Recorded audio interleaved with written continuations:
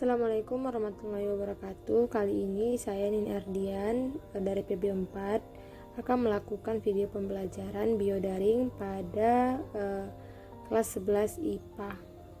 Nah, di sini guru memulai pembelajaran melalui WA Group dengan cara guru memberikan link Zoom pembelajaran hari ini pada WA Group kelas 11 IPA Biologi. Nah, pada WA Group ini terdiri dari siswa berjumlah 5 orang, yaitu Aisyah, Khairunisa, Maryam, Najihan, dan Wirdah. Nah, di sini guru sudah memberikan link Zoom-nya, lalu siswa merespon dari pesan guru. Assalamualaikum warahmatullahi wabarakatuh, Ananda sekalian. Waalaikumsalam warahmatullahi wabarakatuh. Baiklah, hari ini kita akan membahas mengenai struktur dan fungsi pada sistem ekskresi manusia. Nah, sebelum itu, Ibu akan memberikan link presensi pada kolom chat. Silakan diisi, Ibu beri waktu selama 5 menit ya. Baik, Bu.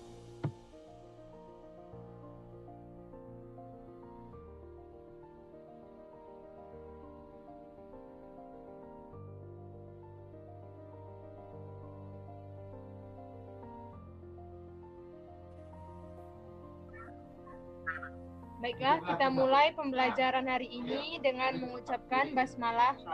Bismillahirrahmanirrahim. Bismillahirrahmanirrahim. Nah, baiklah, Ibu akan memaparkan materi mengenai struktur dan fungsi sistem ekskresi pada manusia.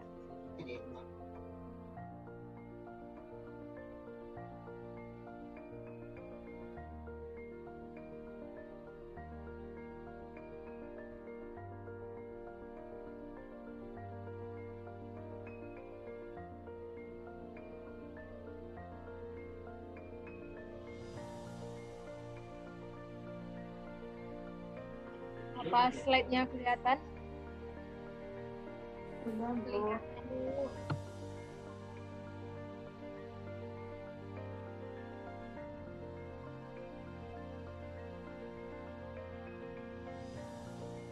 Baik, di sini Ibu akan menjelaskan mengenai struktur dan fungsi sistem ekskresi pada manusia.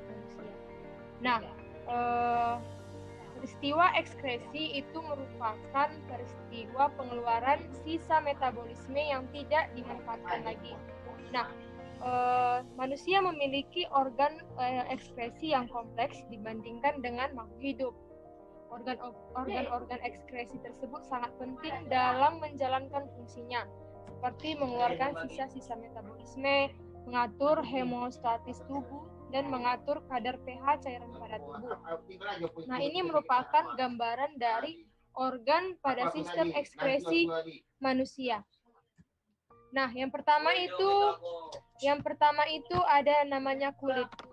Nah, kulit berperan untuk mengekskresikan urea, garam, dan kelebihan air melalui kelenjar keringat yang ada di kulit. Nah, kelenjar manusia terdiri dari garam, air, terutama garam dapur atau NaCl.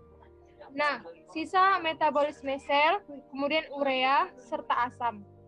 Kulit atau integumen itu terdiri dari 2 bagian, yaitu epidermis dan dermis, di mana epidermis ini merupakan lapisan terluar kulit dan terutama tersusun atas sel-sel epitelia yang mati, yang terus-menerus terlepas dan jatuh. Nah, sel-sel baru akan mendorong ke atas dari lapisan yang di bawah, menggantikan sel-sel yang hilang. Nah, untuk dermis ini terdapat pada pembuluh darah, akar rambut, dan ujung saraf. Di mana selain itu terdapat pula kelenjar keringat atau glandula sudorifera, serta kelenjar minyak atau glandula sebasea. Nah, yang terletak dekat akar rambut dan berfungsi meminyaki rambut. Lalu organ yang kedua yaitu paru-paru. Nah, paru-paru ini merupakan organ ekskresi yang berperan dalam mengeluarkan karbon dioksida atau CO2 dan uap air atau H2O yang dihasilkan dari respirasi, di mana karbon dioksida yang dihasilkan selama respirasi dalam sel ini diangkut oleh hemoglobin dalam darah. Pada prinsipnya, CO2 diangkat dengan dua cara. Yang pertama melalui plasma darah dan diangkut dengan bentuk ion HCO3 melalui proses berantai yang disebut pertukaran gas yang terjadi di alveoli tunggal atau alveolus. Nah, kemudian hati kemudian yang ketiga itu ada hati, di mana hati mensekresikan kurang lebih setengah liter empedu setiap hari, di mana empedu berupa cairan hijau kebiruan berasa pahit dengan pH sekitar 7-7,6 yang mengandung kolesterol, garam mineral, garam empedu, serta pigmen atau zat warna empedu yang disebut bilirubin dan biliverdin. Nah, lalu yang keempat itu ada ginjal atau ren. Ya, ini berbentuk seperti buah kacang merah ya atau ercis. Ginjal ini terbentuk di kanan dan di kiri tulang pinggang, yaitu di dalam rongga perut pada dinding tubuh dorsal. Nah, ginjal ini berjumlah 2 buah dan berwarna merah keunguan. Ginjal sebelah kiri terletak agak lebih tinggi daripada ginjal sebelah kanan. Nah, ini merupakan gambar dari nefron yang merupakan unit dari fungsional ginjal, di mana lengkungan Henle ini merupakan bagian dari saluran ginjal atau tubulus yang melengkung pada daerah medula dan berhubungan dengan tubulus proksimal maupun tubulus distal di daerah korteks. Bagian lengkung Henle ada 2, yaitu lengkung Henle ascendens atau menanjak dan lengkung Henle descendens atau menurun. Nah, cukup sekian pemaparan dari Ibu. Setelah penjelasan Ibu tadi, apakah ada yang ingin ditanyakan? Ada Bu, saya. Ya, silakan Wirda. Ya, jadi zat sisa metabolisme sudah tidak berguna lagi bagi tubuh dan harus dikeluarkan karena bersifat racun dan dapat menimbulkan penyakit. Nah, apabila zat tersebut tidak dikeluarkan dari tubuh, penyakit apa yang akan terjadi pada tubuh, Bu? Baik, siapa yang ingin menjawab terlebih dahulu?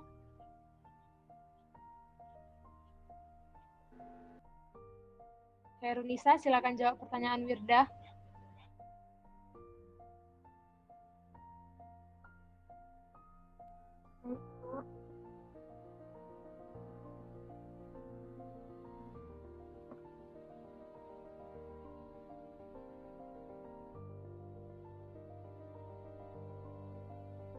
Baik, siapa yang ingin menjawab terlebih dahulu?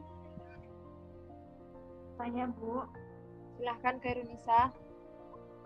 Nah, jadi tubuh manusia itu menghasilkan kotoran sisa metabolisme yang harus dikeluarkan melalui sistem pembuangan atau ekskresi tadi. Masing-masing organ pada saluran ekskresi memainkan perannya dalam membuang sisa metabolisme keluar dari tubuh, termasuk racun. Hal ini dilakukan agar keseimbangan komposisi cairan di dalam tubuh tetap terjaga. Ketika sistem ekskresi tidak berjalan sebagaimana mestinya, Anda bisa mengidap penyakit pada sistem ekskresi, seperti infeksi saluran kemih atau ISK. Nah, ISK ini adalah penyakit pada sistem ekskresi akibat bakteri yang masuk ke saluran uretra, kantung kemih, atau bahkan ginjal. Infeksi saluran kemih lebih banyak terjadi pada wanita, meski pria juga bisa mengalaminya, serta bisa diatasi dengan antibiotik. Sekian, Bu. Baik, jawabannya sangat bagus. Ada tambahan? Ada Bu, saya. Ya, silakan Maryam. Penyakit batu ginjal adalah gumpalan keras yang terbuat dari kalsium oksalat dan bisa ditemui di sepanjang saluran kemih. Penderita batu ginjal akan merasakan sakit di area punggung atau pinggang, bahkan melihat bercak darah pada urin. Batu ginjal bisa diatasi dengan minum obat atau terapi invasif minimal, misalnya dengan gelombang kejut. Tujuan perawatan ini biasanya untuk mengeluarkan batu ginjal sehingga dapat keluar lewat saluran kemih. Gastroesophageal reflux disease atau GERD. GERD termasuk penyakit pada sistem ekskresi karena terkait dengan masalah lambung. GERD ditandai dengan asam lambung yang kembali naik ke esofagus atau kerongkongan sehingga menyebabkan rasa terbakar di dada.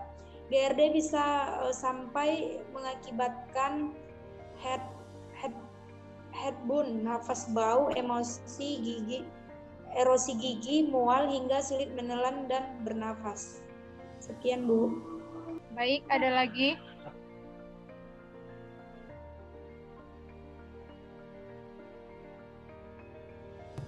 Saya, Bu.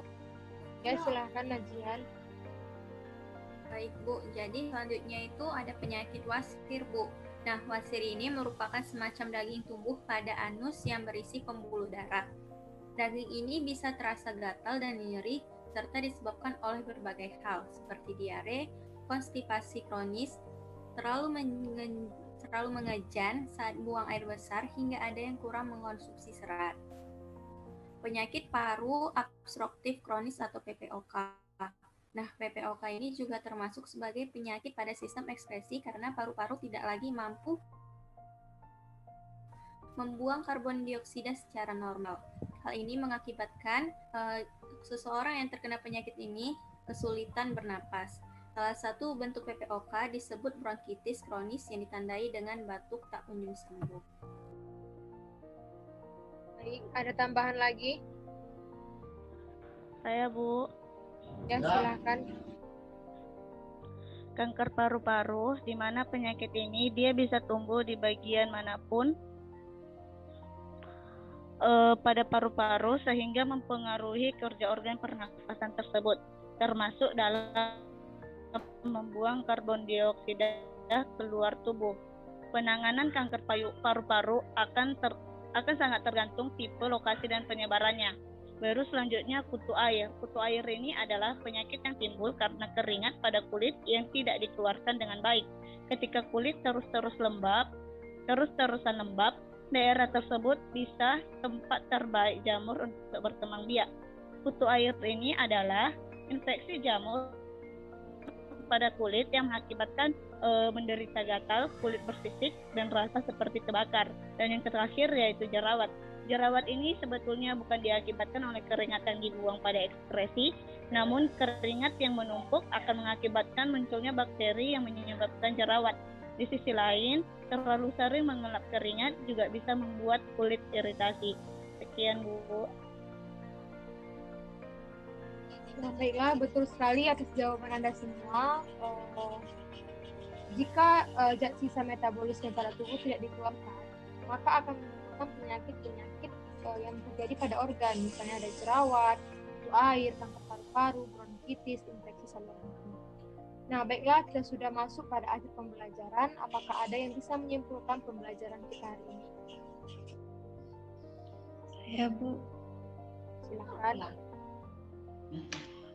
Jadi kesimpulan pembelajaran kita pada hari ini yaitu manusia dalam melakukan aktivitas untuk memenuhi kebutuhan hidupnya tentu menghasilkan sampah ataupun limbah. Nah, sampah ataupun limbah ini merupakan sisa yang harus dibuang agar tidak mengganggu. Demikian pula yang terjadi pada makhluk hidup. Semua makhluk hidup bisa mengeluarkan limbah, mulai dari hewan yang bersel satu sampai hewan tingkat tinggi, bahkan manusia. Nah, dalam proses pengeluaran limbah pada makhluk hidup memerlukan sebuah sistem yang disebut dengan sistem ekskresi. Sistem ekskresi yang dimiliki setiap makhluk hidup berbeda-beda sesuai dengan tingkat dan konektivitas makhluk. Sistem ekskresi adalah proses pengeluaran zat-zat hasil metabolisme sel yang sudah tidak digunakan oleh tubuh dan dikeluarkan bersama urin, keringat, ataupun udara pernafasan. Pada sistem ekskresi manusia, sisa-sisa metabolisme dapat diserap oleh darah, kemudian diproses, dan akhirnya dikeluarkan lewat alat ekskresi. Sekian, Bu. Baik, ada. Nah, Ibu tambahi ya, apabila zat sisa metabolisme tidak dikeluarkan dari tubuh, maka akan menyebabkan penyakit yang seperti sudah dijelaskan oleh Anda sekalian. Baiklah Anda sekalian, kita cukupkan pembelajaran kita hari ini dengan kesimpulan sistem ekskresi adalah sistem pada tubuh makhluk hidup yang berfungsi mirip saluran pembuangan. Ada beberapa organ tubuh yang terlibat dalam sistem ini. Misalnya kelenjar keringat atau kulit, hati, paru-paru, ginjal, dan seluruh organ pada sistem pencernaan. Nah, apabila zat sisa tidak dikeluarkan, maka ada gangguan pada organ-organ tersebut dan akan mengakibatkan munculnya penyakit pada sistem ekskresi. Paham kan Anda sekalian?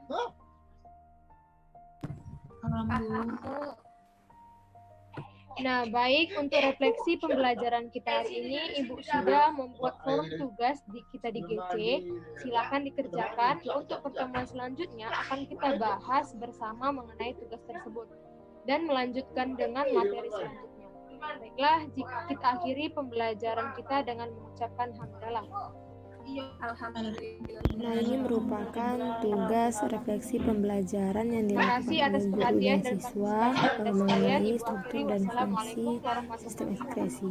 Yang terdiri dari pertanyaan apa yang dimaksud sistem ekskresi, fungsi sistem ekskresi, organ-organnya, prosesnya, dan apa saja penyakitnya, serta pengaruh pola hidupnya terhadap sistem ekskresi pada manusia. Nah, ini akan dijawab oleh para peserta didik dan akan dievaluasi di pertemuan selanjutnya.